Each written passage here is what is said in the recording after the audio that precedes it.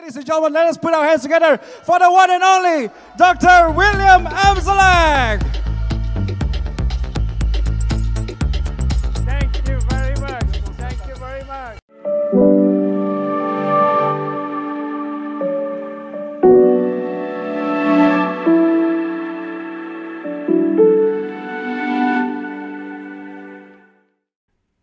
Bonjour et bienvenue à notre nouvel épisode, la nutrition anti-cancer.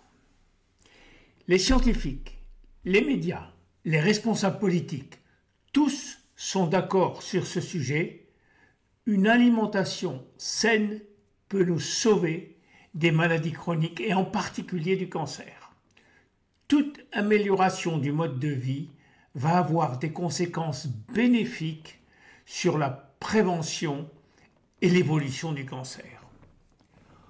En 2009, des chercheurs européens regroupés ont publié la célèbre étude Potsdam qui portait entre autres sur 23 153 participants allemands âgés de 35 à 65 ans et qui ont été suivis tout au long de leur vie.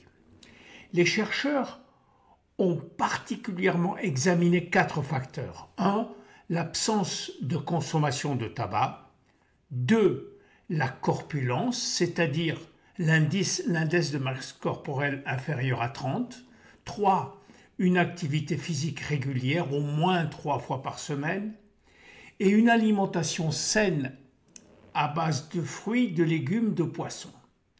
Ils ont constaté bien sûr que ces 4 facteurs de mode de vie sain était associé à une réduction importante de risque de contracter n'importe quelle maladie chronique.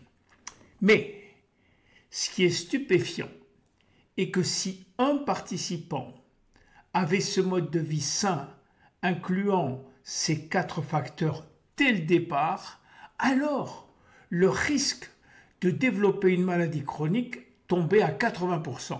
Mieux, le risque de diabète de type 2, évidemment, tombait à 93%.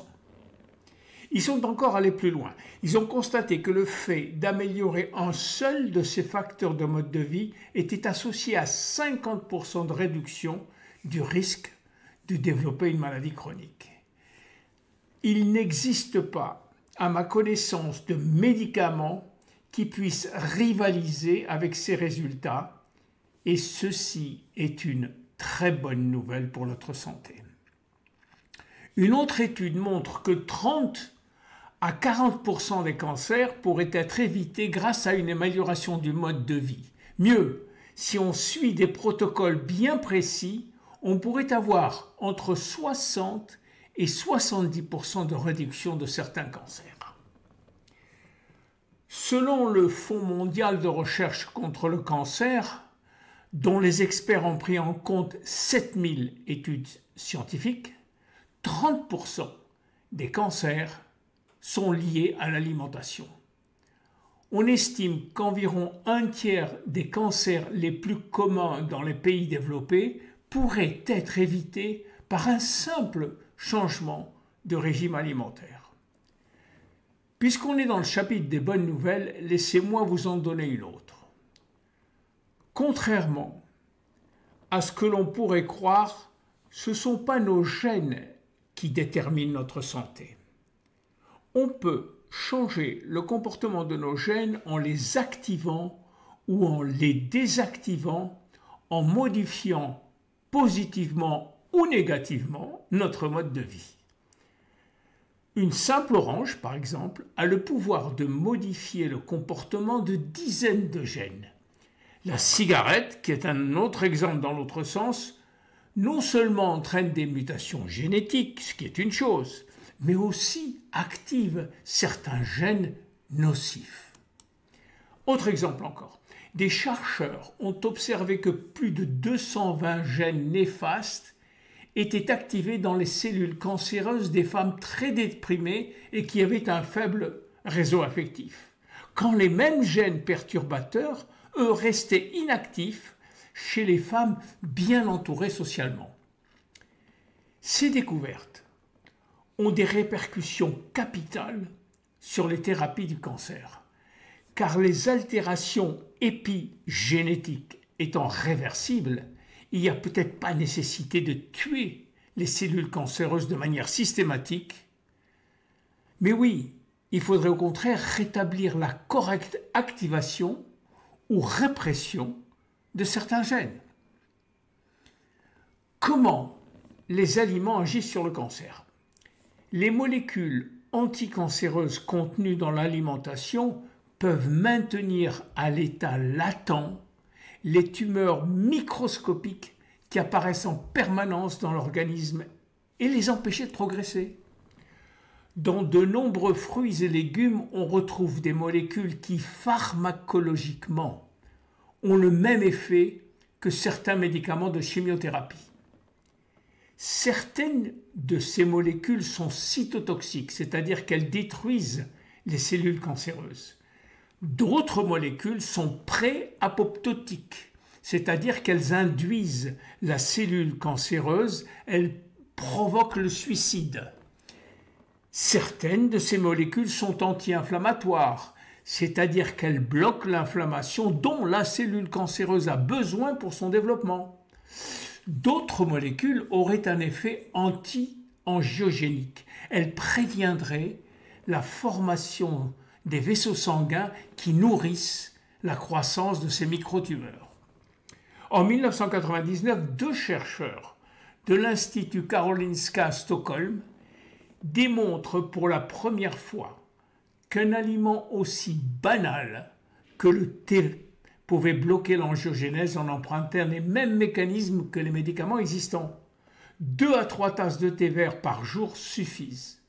L'article est publié quand même dans la célèbre revue médicale Nature. Aujourd'hui, ça ne fait plus aucun doute dans les milieux scientifiques, et même si certains restent sceptiques, toutes les données épidémiologiques le confirment. La principale différence entre les populations qui ont le plus fort taux de cancer et celles qui ont le plus faible taux, c'est l'alimentation.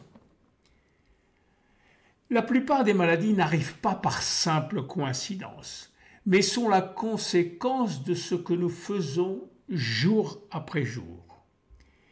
Ce qui veut dire que les maladies chroniques et le cancer seraient largement sous notre contrôle parce qu'elles sont le résultat de nos choix quotidiens en matière de mode de vie.